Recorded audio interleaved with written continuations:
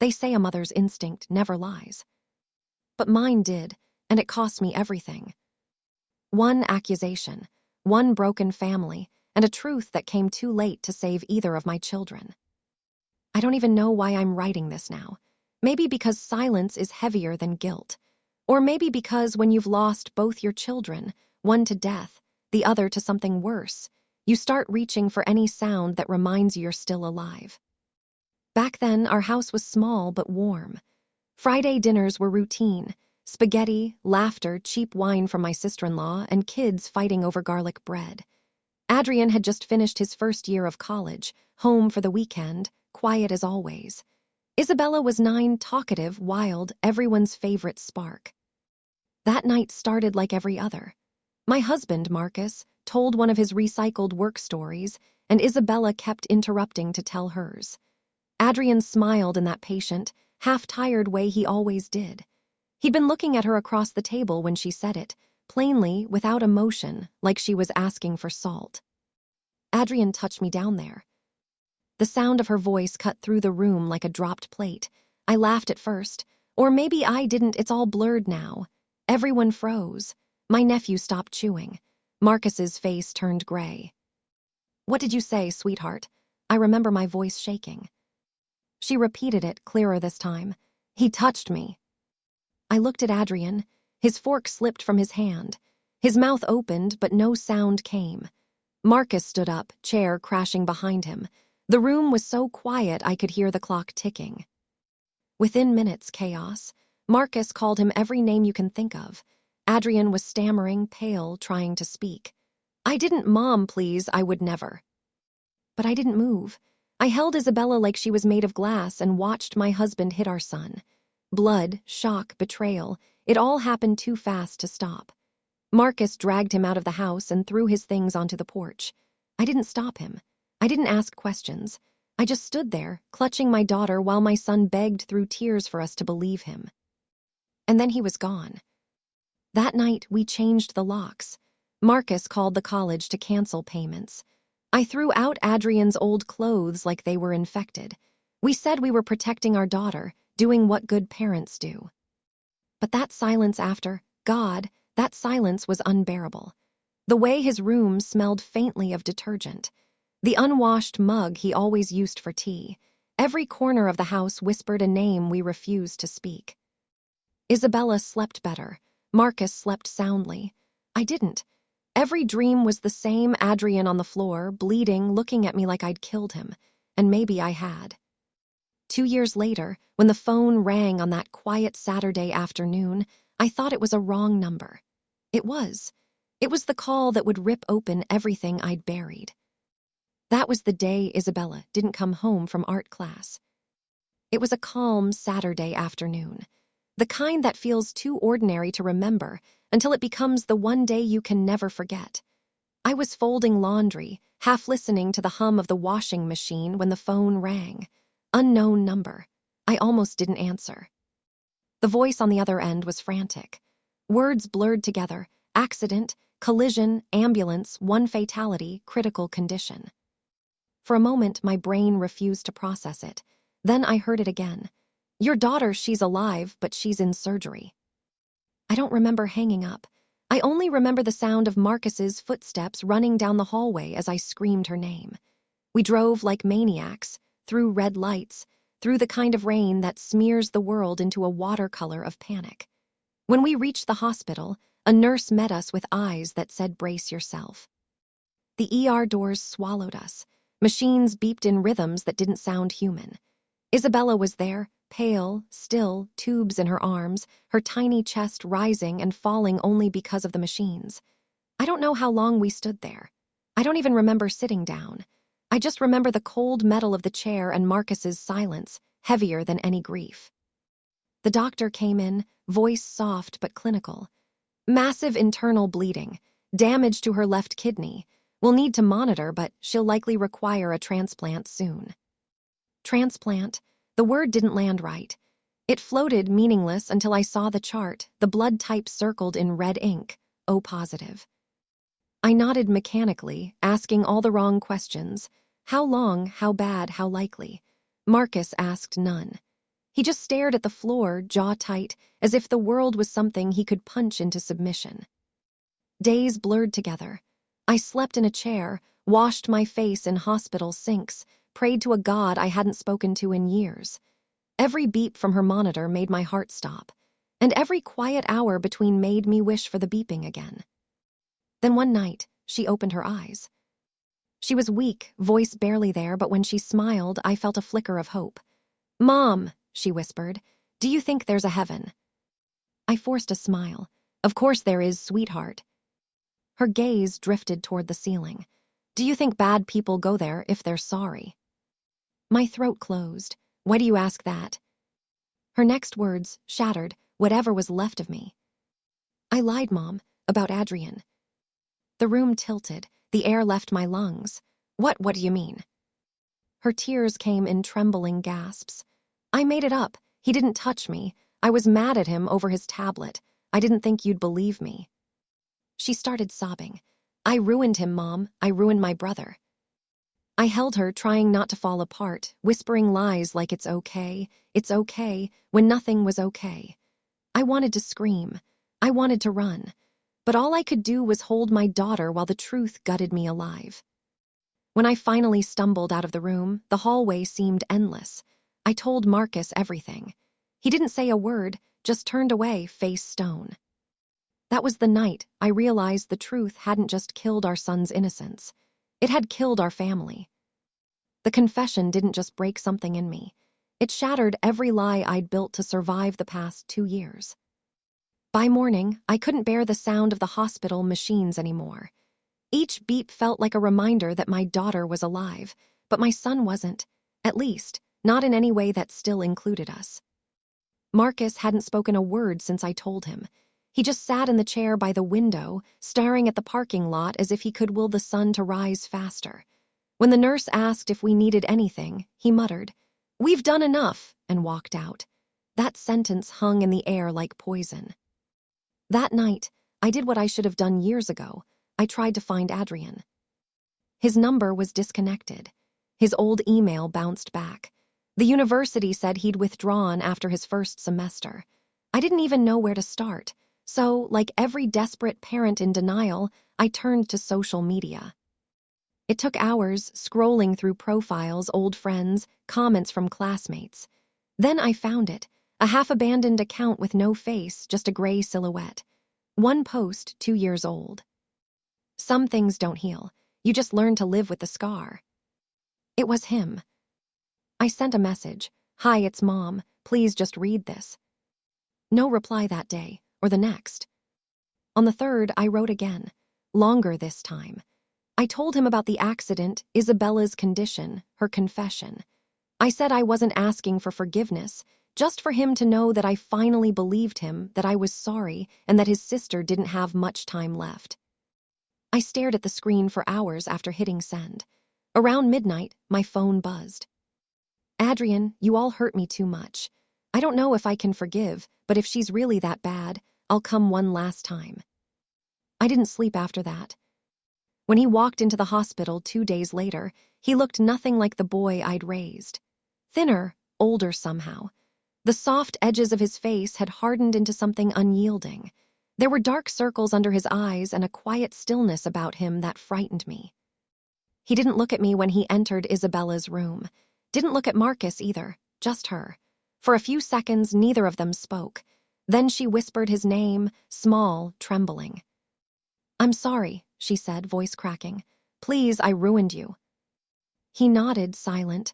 When he finally spoke, it was almost a whisper. "I can't forgive you completely," he said, "but a part of me already has." He held her hand, said a few quiet words I couldn't hear, then turned to leave. He didn't even glance at me.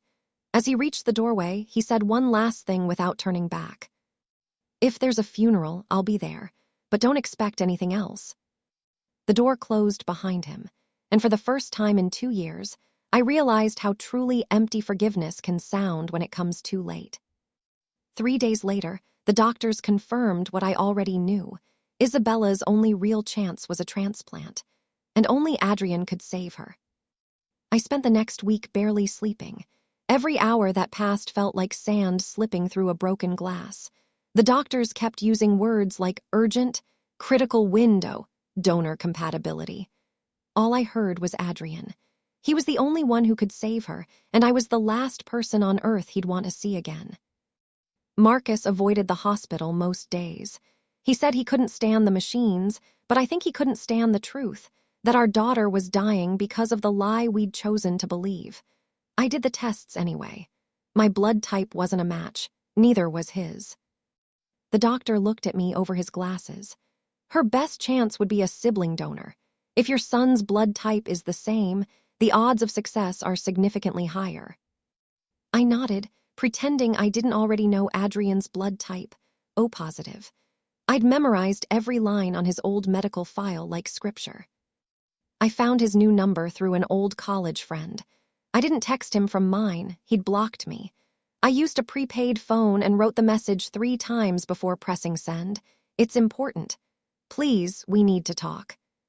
He replied an hour later. Where? We met in a small cafe outside the city, the kind of place where no one asks questions. Marcus came too, against my better judgment. The air smelled like burnt coffee and rain-soaked pavement. I saw Adrien before he saw me, thin, pale, wearing the same backpack he'd carried the night we threw him out. He sat down without greeting us. His eyes weren't angry, just empty. What do you want? He asked. I swallowed hard. Adrien, your sister needs a kidney. The doctor says you might be a match. He didn't flinch. You're asking me to donate to the girl who destroyed my life. Marcus leaned forward. We're not asking for forgiveness. We're asking for a chance to fix this, to be a family again. Adrien's laugh was small, cold. A family again? You mean the one that believed a lie over me, the one that left me bleeding in the snow? He shook his head slowly. You don't want a family, you want a donor. I reached for his hand. Please, she's dying. He pulled away, and I died 2 years ago. His voice cracked for the first time, and that hurt worse than his words. You buried me, Mom. Don't ask me to dig myself up for you now. Marcus stood, fists trembling. You'd let your sister die. Adrien met his eyes. She let me die first. Then he stood, slung the backpack over his shoulder and said, If there's a funeral, I'll send flowers. But that's all. The door closed behind him, and the silence that followed was worse than any scream. That night, desperation drove me to do something even uglier than disbelief. I turned to the internet. I wish I could say I thought it through, that I weighed the consequences. But desperation doesn't think, it just moves. The night after Adrien walked out of that cafe, I sat in Isabella's hospital room, staring at her face beneath the oxygen mask. Her skin was paper white, her body shrinking beneath the sheets. Every time the monitor beeped slower, I imagined it was counting down the seconds I had left to make this right. Marcus paced the room like a caged animal. He's a coward, he muttered. A selfish brat, letting his sister die just to prove a point. I didn't respond. My throat felt like sandpaper. But one thought kept repeating in my head. If he won't come back for us, maybe he'll come back for her. That was how I convinced myself to do the unforgivable. I opened Facebook. My fingers hovered over the keyboard. I uploaded a photo, Isabella lying in her hospital bed, tubes in her arms, her hair plastered to her forehead. I told myself it wasn't exploitation. It was awareness, a plea for help. Then I started typing. Our daughter is fighting for her life. Her brother is a match but refuses to help. We've apologized, we've begged. All we ask is for him to find compassion before it's too late. I tagged him, full name, hit post. At first, silence. Then the notifications came, likes, hearts, crying emojis, comments, dozens, then hundreds. He'll regret it forever if she dies. It's one kidney, for God's sake. What kind of monster watches his sister suffer? Each one felt like validation, like I wasn't crazy, like maybe the world agreed I was doing the right thing. But 4 hours later, everything flipped. Adrien posted a video. He sat on a park bench, shadows under his eyes, voice steady but shaking at the edges. My name is Adrien. Some of you know me because of what my mother posted today. 2 years ago, my sister accused me of something I didn't do. My parents didn't ask questions. They beat me, threw me out, and erased me. Then he played it, the hospital recording. Isabella's voice confessing everything, crying, saying she lied. "I don't wish her dead," he said, "but I won't give my body to the people who buried me alive. I am not their redemption." 5 minutes, that's all it took. By the end of the night, the tide turned. The same strangers who'd called him a monster were calling me one instead. "You destroyed your son, and now you're guilt-tripping him online. You don't deserve forgiveness." Marcus slammed his phone down. "He's ruined us," he hissed. But I just sat there, staring at my own reflection in the dark hospital window, seeing the mother who'd once thrown her son to the wolves, now begging those same wolves to drag him back. And the worst part, I knew he was right. The next morning, I woke to chaos. My phone wouldn't stop vibrating, calls, texts, notifications stacked on top of one another like judgment piling high. Overnight, Adrien's video had gone viral. Millions of views, thousands of comments, people dissecting every word, every tear he didn't shed. My name was everywhere, so was Isabella. Strangers had found our profiles, our family photos, even our address. Messages poured in, some furious, some venomous, some almost gleeful in their cruelty. "You're a monster. He should press charges. You deserve to lose everything." Marcus was already awake, packing, red-faced and trembling. "He's destroyed us," he snapped. "He made us look like abusers, like liars." I didn't answer. I was staring at the screen, at Adrien's face frozen mid-frame, his voice echoing in my head. "I am not your redemption." By noon, reporters were calling. I saw our family's story reposted across Reddit threads, YouTube reaction videos, even morning talk shows debating whether Adrien was a hero or a heartless brother. But no one saw the real story, the mother sitting in a hospital chair, unable to look her dying daughter in the eye. Isabella had seen the video too. A nurse told me she'd found her crying in bed that morning, phone still in her hands. When I walked in, her face was puffy, her eyes red. "Everyone hates me," she whispered, "even him." I tried to comfort her, but every word felt like a lie. "They don't hate you, sweetheart. They just don't understand." She shook her head. "No, they do. I deserve it." Her voice cracked on that last word, and I broke.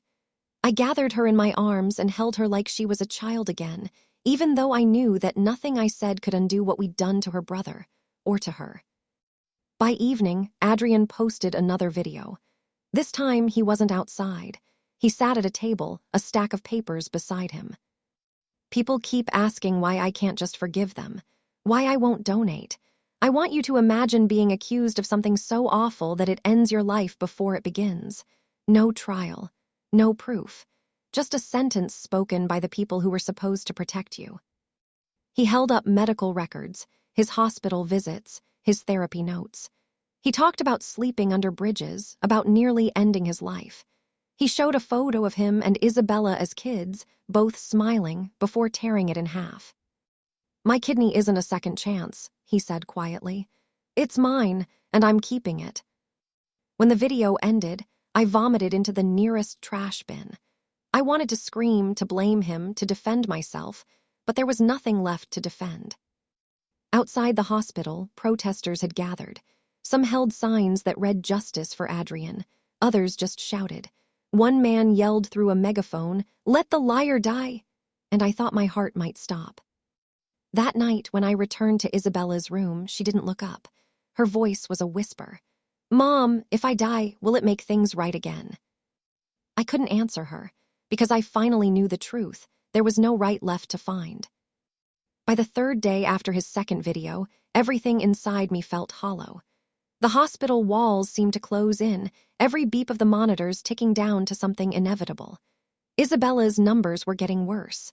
The doctors no longer spoke in hopeful tones, they spoke in timelines. Hours, maybe days. Marcus had stopped pretending to be strong. He sat in the corner most of the day, his anger spent, replaced by a numb sort of silence. When the doctor told us again that Adrien was still her best chance, Marcus snapped. He's not my son anymore. That should have made me furious, but instead, I realized I didn't have the energy left to argue. I just whispered, he's still her brother. That night, after everyone else left, I opened my laptop again. I rewatched Adrien's videos until my eyes burned. Each time he said, I learned to live with the scar. It was like being stabbed all over again. But somewhere in that pain was something else, a truth I hadn't been ready to face. He didn't owe us anything. We had made sure of that. Still, I couldn't stop trying. I called him again. New number, blocked ID. I didn't even plan what I'd say. When he answered, there was a pause, just breath on the other end. Adrien, I said quietly, it's Mom. He sighed, exhausted. What do you want? She's fatting. The doctors say it's soon. I'm not asking for forgiveness anymore.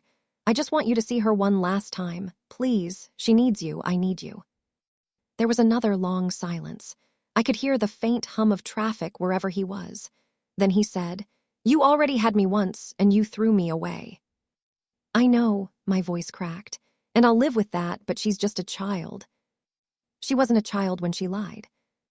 That silenced me, because he was right, because I had let her lie grow into the thing that killed us all. Finally, I whispered, if you can't forgive us, at least come say goodbye. He hung up. The next day, I didn't leave Isabella's side. Her breathing was shallow, her skin so pale it looked translucent. I brushed her hair back and whispered the things mothers say when they can't bear to lose what's left. How much I loved her, how sorry I was for not protecting either of them. Then, sometime near sunset, the door opened. Adrien stood there, just inside the frame. He didn't look like a savior. He looked like someone who had been asked too many times to bleed for people who'd never stop cutting him. He walked up to her bed, eyes wet but jaw firm. Hey, Bells, he said softly, the nickname I hadn't heard in years. She blinked, barely conscious, whispering something I couldn't catch.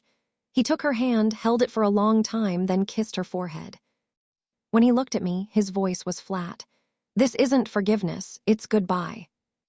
And before I could say a word, he was gone again, leaving behind only the faint warmth of his hand on hers and the unbearable silence of what I'd finally lost for good. The morning after Adrien's visit, the world felt unnaturally still.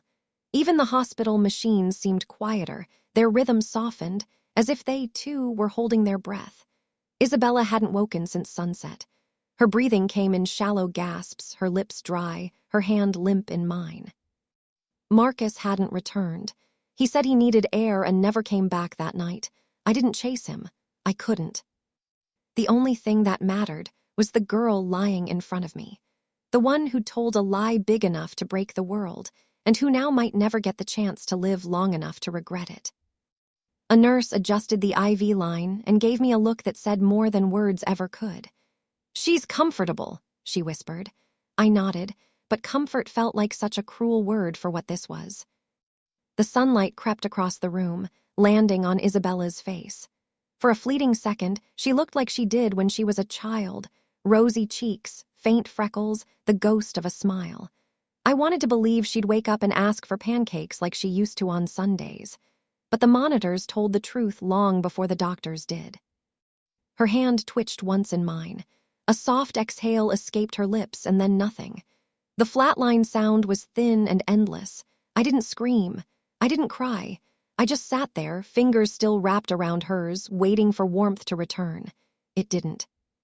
When Marcus finally walked in, I couldn't bring myself to look at him. He froze in the doorway, eyes darting between us, and then slumped into the chair beside me.